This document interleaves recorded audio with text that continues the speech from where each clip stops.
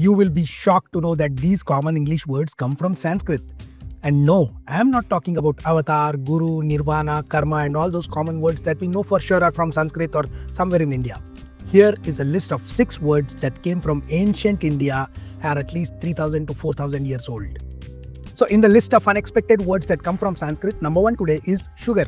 Sugar comes from the Sanskrit word sharkara, which means ground, candied or gravel-like sugar. So how did sharkara in Sanskrit become sugar in English? By travel. Words travel because of trade, because of people traveling. So Sanskrit sharkara became Persian shakar, which became Arabic shukar and Old French shukre, and then finally to its form that we know as the English sugar. Next on our list is the commonly known word jungle. Yes, jungle comes from Sanskrit word jangala, which means arid, sterile, wasteland or sparsely wooded land. So what was Jangala's path to English? Jangala became jungle in Hindi, and from there it was adapted by the British colonialists to make jungle their own word, which means a forest, although it meant something else in the beginning.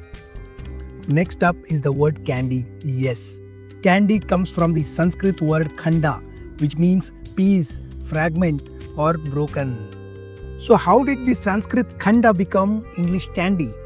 Sanskrit word khanda traveled to Persia where it became kand, and then kandi in Arabic, and from there it went to France where it was called candy, and then it ended up being called candy. So next up is the common word bandana. Yes, the head covering that people wear. The bandana comes from the Sanskrit word bandhanati.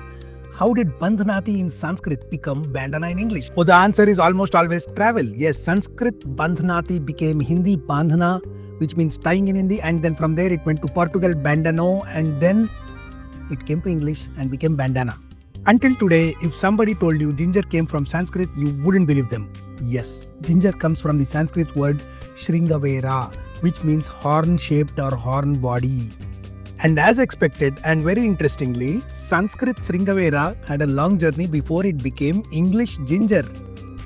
And the last word for today is the English word orange. Yes, orange comes from the Sanskrit word naranga, which means the orange tree. Sanskrit naranga traveled to Persia and was called narang, and from there it went to the Arabic naranj and Old French, Old Italian narancia or arancia, and from there it became English orange.